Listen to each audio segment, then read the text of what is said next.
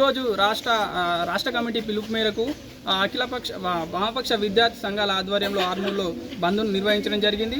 ఏవైతే ప్రధానంగా వామపక్ష విద్యార్థి యొక్క డిమాండ్స్ ఉన్నాయో అవి ప్రధానంగా పెండింగ్లో ఉన్నటువంటి స్కాలర్షిప్లను, ఫీ రియంబర్స్మెంట్లను తక్షణమే విడుదల చేయాలని, అదేవిధంగా ఎంఈఓ, డిఈఓ పోస్టులను ఈరోజు భర్తీ చేయలేదు. కాబట్టి విద్యా వ్యవస్థను పర్యవేక్షించే ఈ అధికారులు లేకపోవడం వల్ల ఈరోజు విద్య నిర్వీర్యం అవుతూ ఉంది.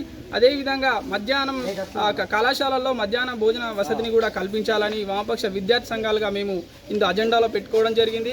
అదేవిధంగా ఈరోజు కళాశాలలకు, గురుకులాలలో శాశ్వత భవనాలు లేని పరిస్థితి ఉంది.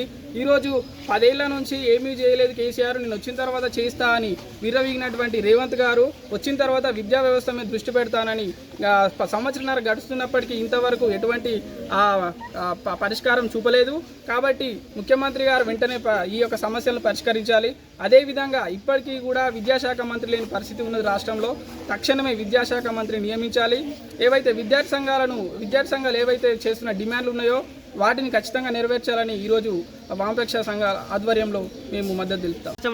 రేవంత్ రెడ్డి ప్రభుత్వం, గత ప్రభుత్వం కేసీఆర్ చేసిన విధంగానే విద్యా వ్యవస్థను పూర్తిగా నిర్వీర్యం చేస్తూ ప్రైవేట్, కార్పొరేట్ విద్యా రంగానికి పెద్దపీట ఇస్తా ఉంది.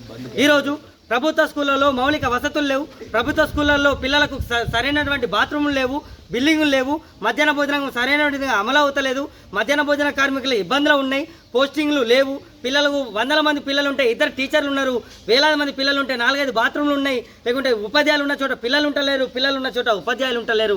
ఈ సమస్యలన్నీ గత సంవత్సరాలుగా ఫైట్ చేస్తూ ఉంటే ఈ రేవంత్ రెడ్డి ప్రభుత్వము మేము వచ్చిన వెంటనే ప్రజాపాలన అని చెప్పేసి విద్యా వ్యవస్థను మారుస్తా అని చెప్పేసి ఆ విద్యాశాఖను కూడా తన వద్దనే ఉంచుకొని ఈరోజు కొత్తగా విద్యా కార్పొరేషన్ ఏర్పాటు చేసి దానికి ఆకునూరు మురళి గారిని చైర్మన్గా చేస్తే ఏం మారింది?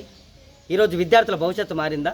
ఈరోజు ఇంటిగ్రేటెడ్ పెడతా ఉన్నాం. ఒక్క స్కూల్కు 200 కోట్లని, 25 ఎకరాలని చెప్పేసి రాష్ట్ర వ్యాప్తంగా కొన్ని వేల కోట్లని. అట్లా చేస్తే వ్యవస్థ మారదు. గ్రామంలో ఉన్నటువంటి విద్యా వ్యవస్థను బలోపేతం చేయి, గ్రామంలో ఉన్నటువంటి ప్రభుత్వ పాఠశాలను బలోపేతం చేయండి, పిల్లలు ప్రభుత్వ స్కూల్కి వచ్చేటట్టు చేయండి. ఈరోజు డిగ్రీ విద్యా వ్యవస్థకు వస్తే గత సంవత్సరము దోస్తులో 4 లక్షల అడ్మిషన్లు జరిగితే ఈసారి 1,30,000 అడ్మిషన్లు జరిగినా ఉన్నాయి. విద్యా వ్యవస్థ ఎట్టిపోతా ఉంది. కాబట్టి అన్ని వామపక్ష విద్యార్థి సంఘాలుగా మేము ఈరోజు డిమాండ్ చేస్తూ బంధుకు పిలుపునిచ్చినాం. బంధు మాత్రమే కాదు, ఈరోజు మధ్యాహ్న భోజన కార్మికులు వాళ్ళ ఆస్తులు అమ్ముకొని, వాళ్ళు బంగారాలు అమ్ముకొని, పుస్తెలు తాకాడు పెట్టుకొని పిల్లలకు బువ్వలు పెడతా ఉన్నారు. ఈరోజు పిల్లలకు పెట్టాల్సిన గుడ్డు బిల్లులు కూడా వస్తలేవు. ఈరోజు పప్పులు మిగతా రేట్లు ఎంత పెరిగినాయి, ఒక వంట నూనె కొందామంటే మధ్యతరగతి కుటుంబాలు నడిచేటువంటి పరిస్థితులు లేవు. అలాంటి విషయాల్లో పిల్లలు ఎక్కడికి వెళ్ళి చదువుతారు? ఇలా హాస్టళ్లలో మౌలిక వసతులు లేవు, సరైనటువంటి శానిటరీ లేదు ఆడపిల్లలకు. ఇవన్నింటిని దృష్టిలో పెట్టుకో. అందుకే ప్రజాపాలన కాదు, ఫస్ట్ పిల్లల సైడ్కి వచ్చి మాట్లాడు. పిల్లలందరికీ కూడా మౌలిక వసతులు కల్పించి విద్యా వ్యవస్థను బలోపేతం చేయాలని చెప్తున్నాం. ఈరోజు విద్యార్థి సంఘాలుగా మేము బంధు మాత్రమే కాదు, రానున్న రోజులలో అసెంబ్లీలలో బడ్జెట్లో 30% నిధులు కేటాయించకపోతే నీ ఇంటిని కూడా ముట్టడి చేస్తాం. నీ పని మొత్తం కేసీఆర్ని తిట్టుడే కాదు, మాకు కావాల్సింది ఉద్యోగాలు, మాకు కావాల్సింది స్కాలర్షిప్లు, మాకు కావాల్సింది మధ్యాహ్న భోజనం, మాకు కావాల్సింది మంచి భవిష్యత్తు, మాకు కావాల్సింది రియంబర్స్మెంటు, మాకు కావాల్సింది మౌలిక వసతులు, మాకు కావాల్సింది టాయిలెట్స్. కానీ నువ్వు కేసీఆర్ని తిట్టుడికే గెలిచి నుంచి 2 ఏళ్ల పాలన ఏమైనా పని చేసినామంటే అది తిట్టుడికే పోయింది. ఈ పద్ధతి మంచుకొని విద్యాశాఖ మంత్రిని నియమించు, ఈ ఎడ్యుకేషన్ కమిషన్ని బలోపేతపరచు, విద్యారంగ సమస్యలను తీర్చని చెప్పేసి పీడిఎస్గా కానీ వామపక్ష విద్యార్థి సంఘాలుగా కానీ డిమాండ్ చేస్తూ ఉన్నాం. ఈరోజు ఆర్మూర్ ఏరియా ప్రాంతంలో మొత్తం కూడా బంద్ విజయవంతంగా జరిగిందని తెలియజేస్తూ ఉన్నాం. ఆర్మూర్ వామపక్ష విద్యార్థి సంఘాల ఆధ్వర్యంలో ఈరోజు మామిడిపల్లి జెడ్పీహెచ్ఎస్ హై స్కూల్లో బంద్ను విజయవంతంగా చేసుకోవడం జరిగింది.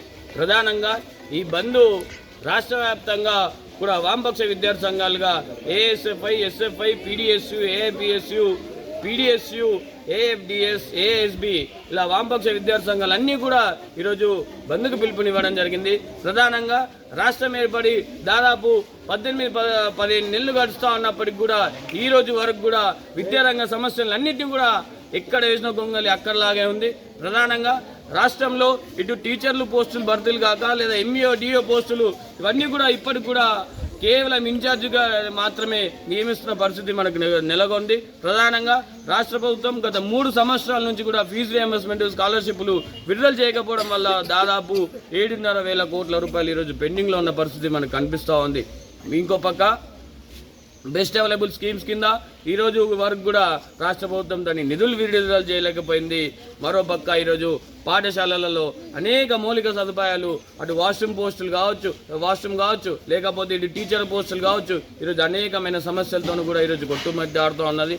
ఇంకో పక్క ఈ వసతి గృహాలకు కూడా సొంత వాహనాలు లేకుండా ఈరోజు అనేక సమస్యలతో కూడా ఈరోజు రాష్ట్రంలో నెలకొన్న పరిస్థితి మనం చూస్తూ ఉన్నాం.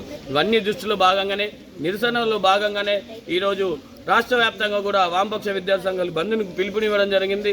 అందులో భాగంగా ఈరోజు ఆర్మూర్ డివిజన్ వామపక్షాల కమిటీ ఆధ్వర్యంలో మామిడిపల్లిలో బంద్ని కార్యక్రమం విజయవంతంగా చేసుకోవడం జరిగింది.